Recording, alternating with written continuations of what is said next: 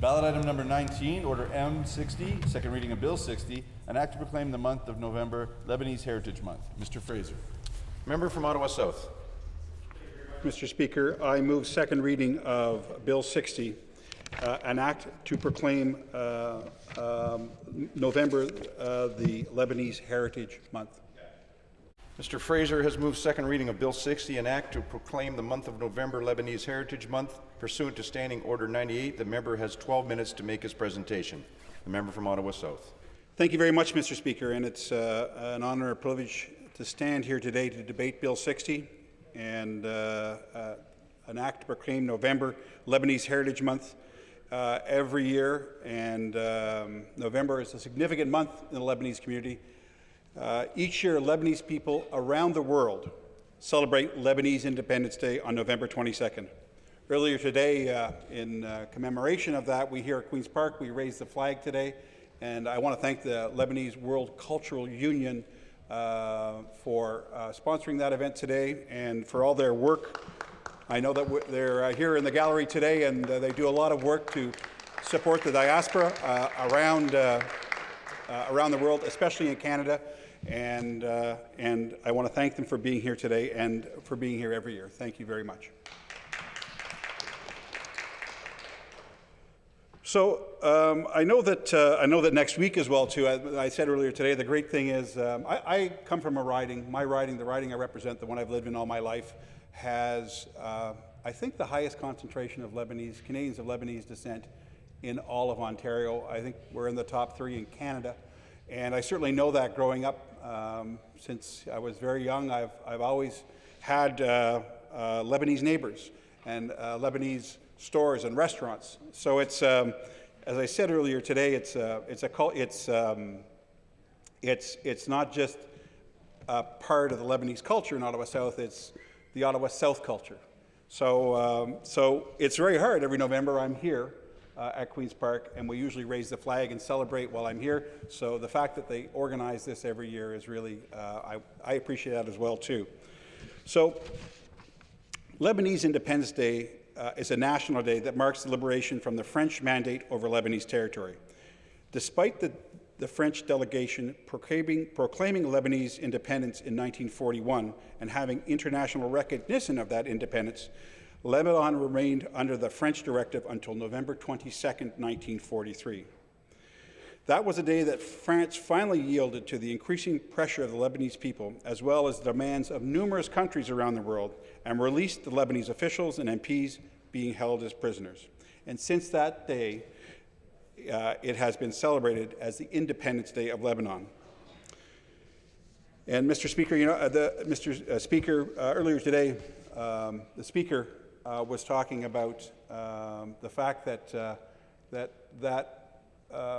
liberation, that ability to govern oneself, that autonomy, having to fight for that is something that we don't know in this present day, or we really don't know in this country.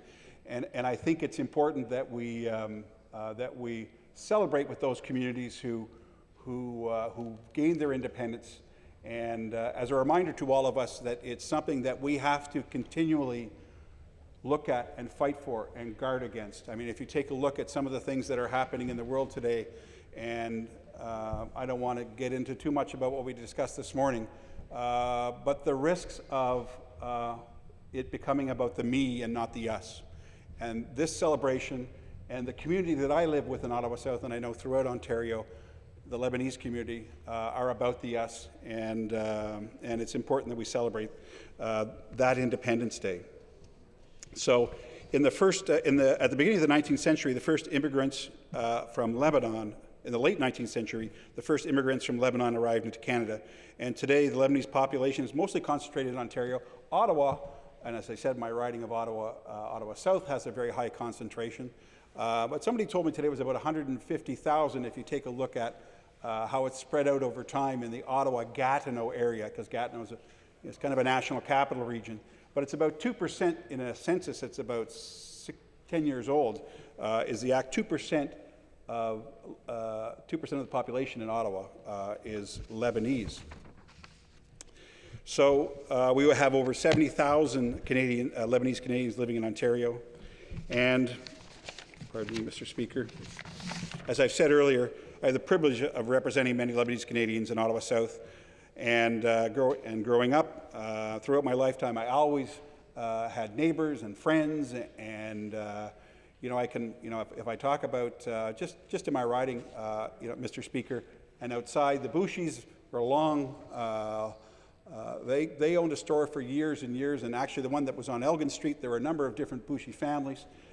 They just recently closed the one on Elgin Street. I think it had been there for like 60 or 70 years, and it was a landmark. I remember my father would go every Christmas Eve to buy the fruit, very large. They would always bring in large Indian River grapefruit, oversized, size 72, red delicious apples. And the reason I can talk about this is I spent a lot of time in the food business, so I have a lot of affinity.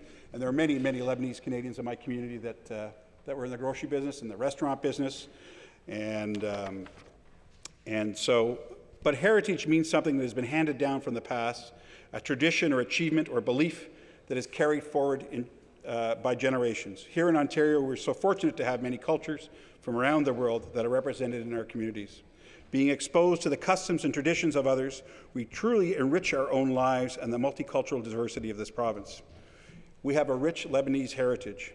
And again, in my riding of Ottawa South, and I know what happens throughout Ontario, families of Lebanese descent celebrate every year, not just in November, which is a really important time, but the summer is a great time for food. In Ottawa, St. Elias, in my riding of Ottawa South, St. Elias has an annual festival. I think they've instituted since 1990. It's one of the biggest festivals in Ottawa. It's a 5-day festival. So the whole community, the whole church, everybody gets together and they have a fair. And it's a great celebration. It jams up the neighborhood with cars. Every year, we have to park in Mooney's Bay. And the thing about it, it's not just a celebration of the culture and the heritage and the food. It's also a charitable endeavor. So they use it to support the church, but they also go outside to support many, many other charitable, like the Ottawa Heart Institute. So every year they pick a charity, and so they're very outward focused in their celebrations. And I also know at St. Charbel, which is just outside my riding, they have equally a great festival that I go to every year. Again, a community coming together, St. Peter and Paul churches as well. I know that just recently there's a masjid in my riding. I'm walking Masjid Imam Ali, which celebrates in the summer as well too. They just recently built their masjid, and there's a very vibrant, outward-looking community that's quite focused on youth in the community and the needs of their seniors. And so it's as you can tell, I have, Mr. Speaker, a lot of Lebanese Canadians living in my community. So, Lebanese Canadian community has made and continues to make significant contributions across this province and country. These contributions are not limited to the fields of science, law, and politics, but are not limited to the fields of science, law, politics, business, and culture. And if you look at the history of Lebanon, you see that science and culture and arts and literature, it's very deep and rich inside the culture, and that's something that has been brought to our nation.